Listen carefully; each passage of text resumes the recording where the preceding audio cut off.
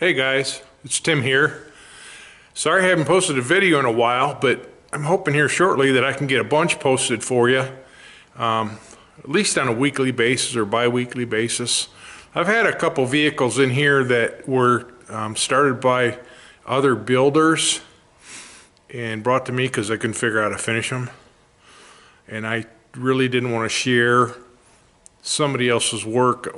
You know, I didn't want anybody to think that I built this vehicle.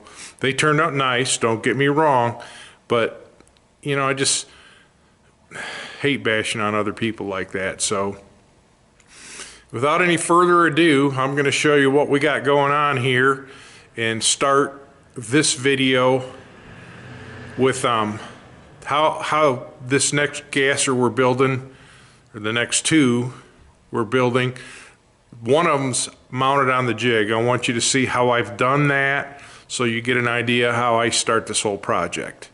So here we go. I'm going to show you the Henry J, and I think you've seen part of this one already. This is Henry J number 2.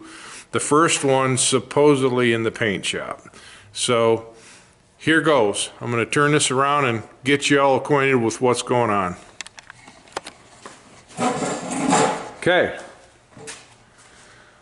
If any of you remember, this car here is, like I say, the second of 2 Henry J's. This one will receive a fiberglass body.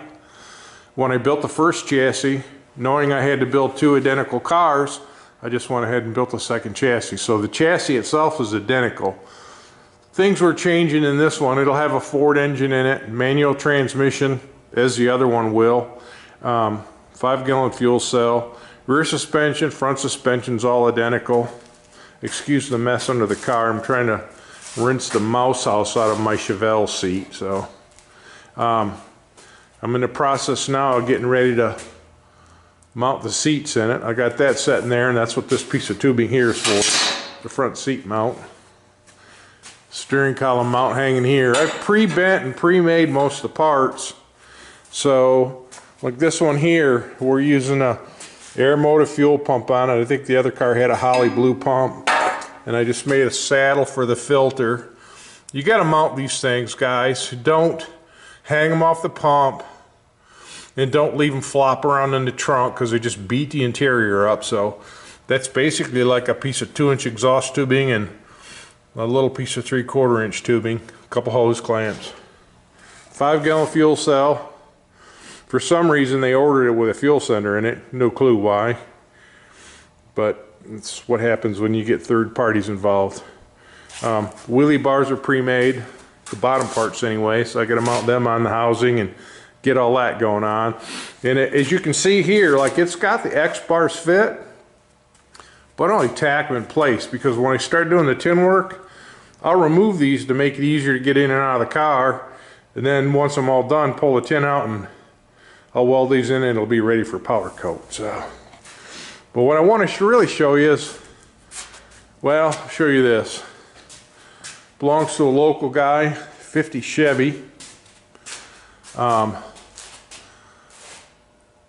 was his dad's car. I think this thing's been parked for 40 years.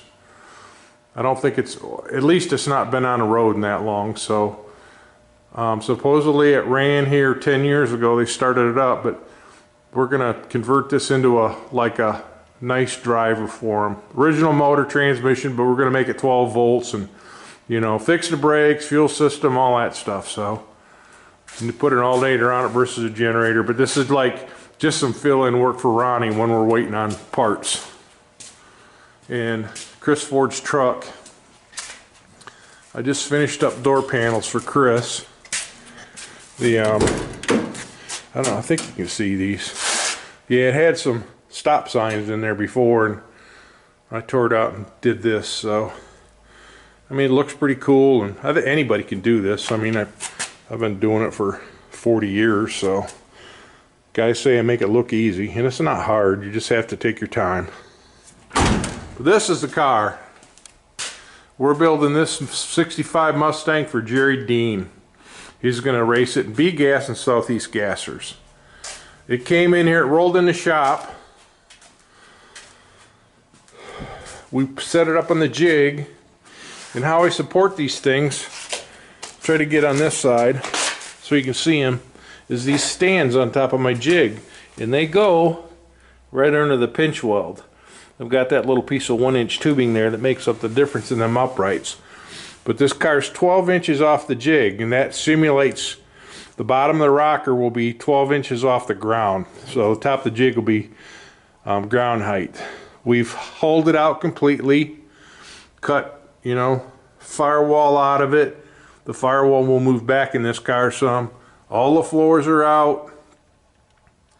All the back end's cleaned up except for where the rear cross member goes. I don't quite know what I want to do there yet, and we probably will take a little more metal out of this thing, but this will get us a good start on the basic chassis.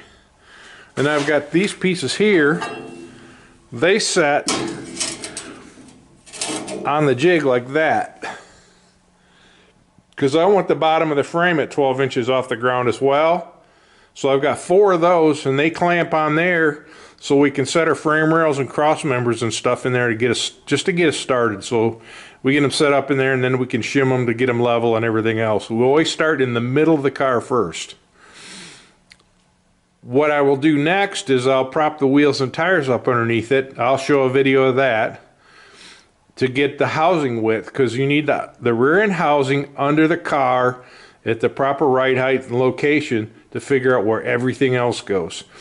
You know, you do that, and then you butt the ladder bars into it and figure out where the cross member goes. That's how I get all these cars. So we try to cut as much weight out as we can. We've cut some out of the B pillars up in there. The package tray's gone, like the window stuff's gone, and we'll see what else we can cut out. But wheelhouses are out of it. You know, to make a real race car, this is what it takes. You know, it's not just welding a set of frame rails in between stock tubs and stuff.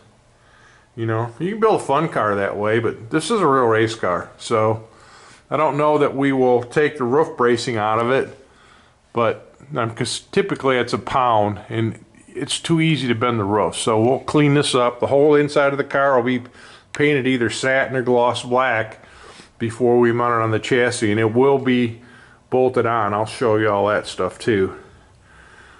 But we probably determine where the center of the jig is, so we can get the front and the rear of the car on the jig with room to work. You know, some are longer, like a 55 Chevy barely fits on this jig.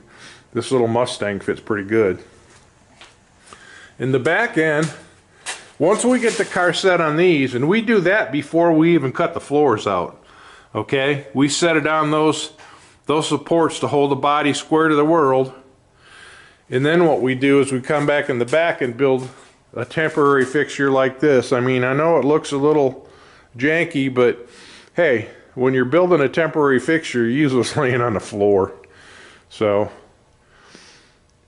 our next step, like I say, our next step here will be to build a rear end housing, figure it out, build a rear end housing, and then get it mounted in here.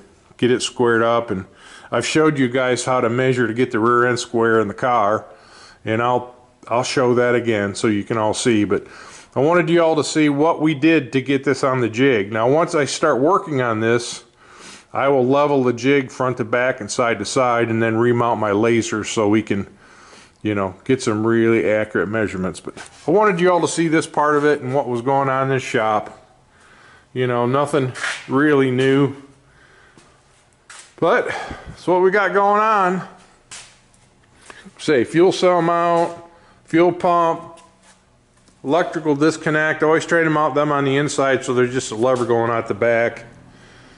Oh yeah, and on this fuel pump, you'll notice I got an adapter bracket there. I always try to make a Holley style pump mount in the car, and then if I use something different I will adapt it, because I've been at a race where that's all I could find. Somebody had a Holley blue pump in their car and I'd make it work. So that's why I do what I do. I could have made a mount just for an aeromotive pump, but then that's all I can bolt in there. So I just wanted, you know, to leave a little bit of an option there. So anywho guys, I figured I'd share that with you, and have a Merry Christmas and a Happy New Year. So I'll talk to you soon.